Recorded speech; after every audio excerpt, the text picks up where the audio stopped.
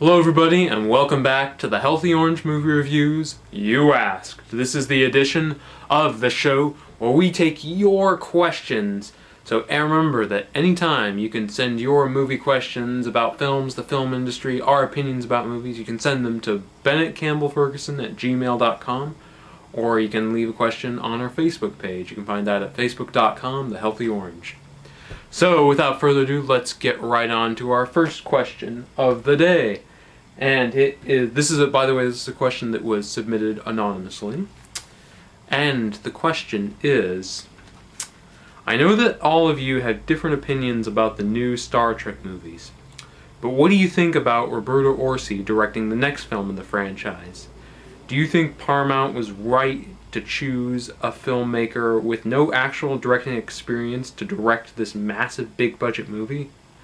Well, that is an excellent question. So for those of you who haven't been following what's been going on with the Star Trek franchise, J.J. Abrams rebooted the series with Star Trek and Star Trek Into Darkness, but he's now left and is directing Star Wars Episode 7. And so J.J. Abrams is still producing the Star Trek franchise, but the newest film, which is probably going to come out in 2016, is going to be directed by Roberto Orci, who he co-wrote the first two Star Trek films, and he's worked with Mr. Abrams for a long time.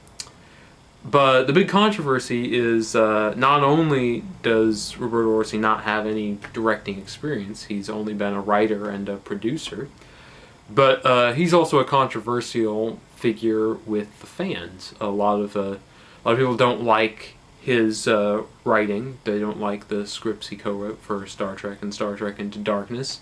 I disagree. I thought those screenplays were wonderful, but that's beside the point. But he's also controversial because he was involved with the much-loathed Transformers franchise as well. But to get to the heart of the matter, do I think that Roberto Orci is prepared to make his directorial debut on a Star Trek film, on a really high-risk, expensive project? And I'm going to answer that with a maybe. On the one hand, I have a lot of trepidation about him doing this movie.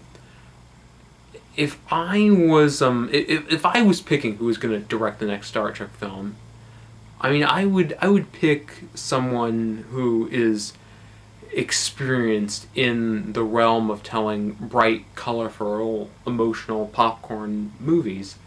I would pick, someone like Andrew Stanton, who did of Pixar, or Matthew Vaughn, whose movie Stardust, I think, has a lot of the qualities that Star Trek needs, a lot of the life and emotion. Or I don't know if there's anyone else. Well, I also thought it would be kind of interesting to do a really out-of-left-field choice and choose someone like Jason Reitman, who obviously doesn't have any experience doing a big special effects movie, but does have a lot of experience with complex characters, great dialogue, things that a Star Trek movie needs. And if there's one thing that Roberto Orci does not have, it's experience. And going from being a screenwriter to being a director can be a tricky thing. So for a minute, let's look at Alex Kurtzman, who was also a writer on the Star Trek films and worked with Roberto Orci for years. In 2012, he made his directorial debut with this small drama, People Like Us, which also starred Chris Pine, who plays Kirk in Star Trek.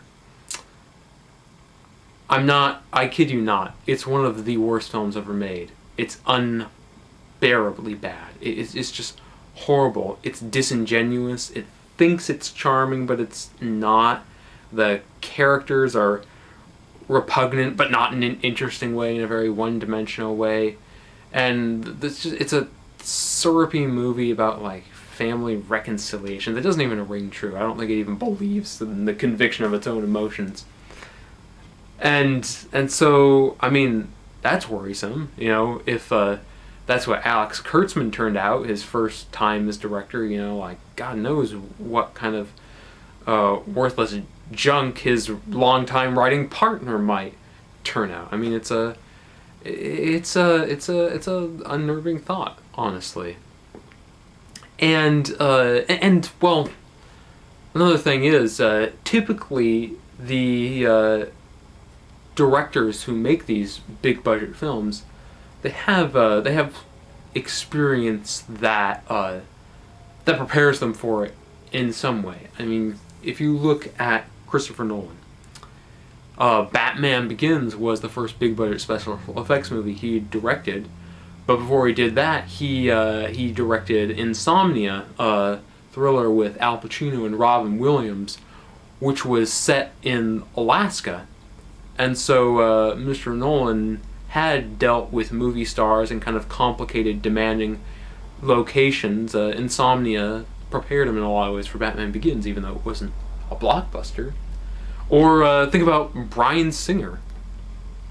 He'd never done a special effects movie before he did X-Men, but he had done The Usual Suspects, which, like X-Men, is a movie with a huge ensemble, a fair bit of action, and a wide scope, a lot of plot elements going on. So for both of those filmmakers, there was a precedent for what they were doing. And there's not really that for Roberto Orci. I mean, not only has he never directed a big blockbuster movie, he's never directed a movie, period.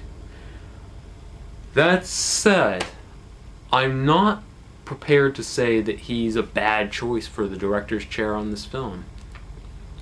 And the reason I say that is that the Star Trek franchise has a history of initiating non-directors fairly well.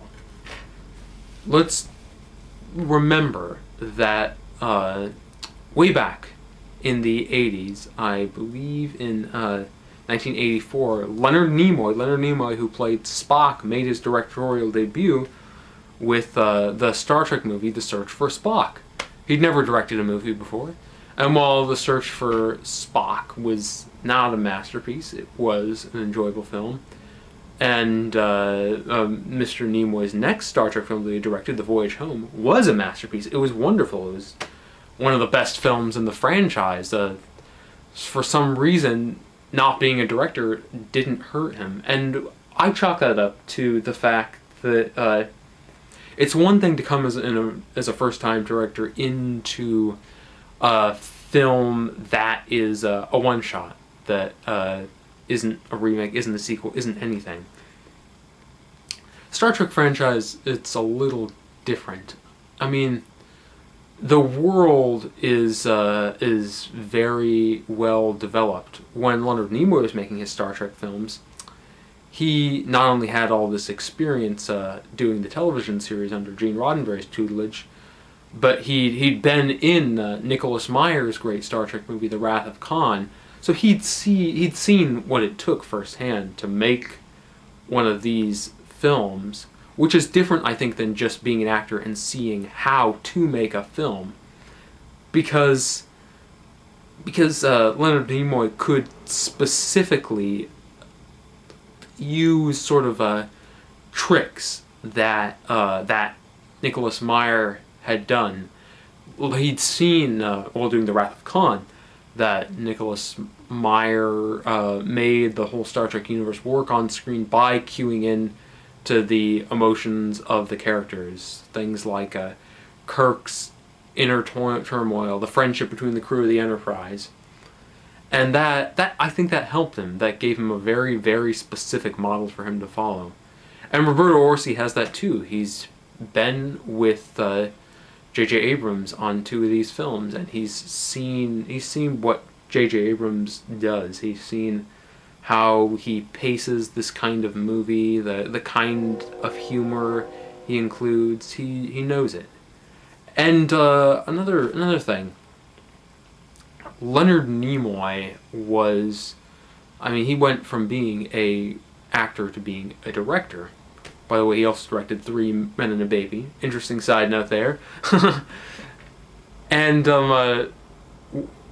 when I think the leap from acting to directing is really quite huge. I mean, 2 totally different skills. You're going from being the person who's in the spotlight to being the person who has to make sure the spotlight works. It's so different. And I say this as someone who has experience both as an actor and a director.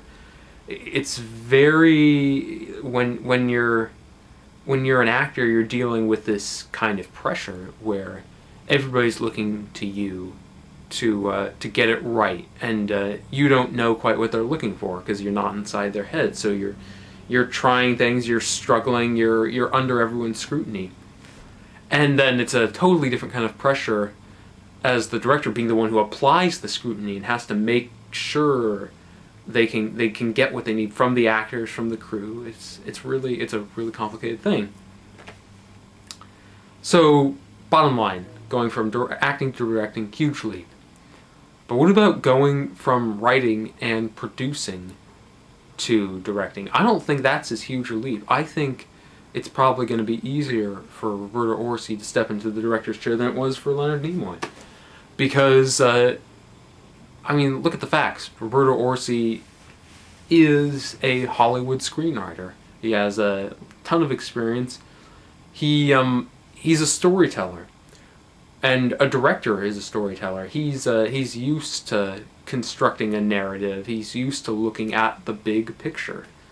And as a producer on these films, or as an executive producer in some cases, he's used to supervising the production and making sure it runs smoothly. So I think his familiarity with Star Trek. He's a huge Star Trek fan, by the way. So we all know he cares about this job, that he wants it. That can't hurt. I think that all those factors give him a good shot.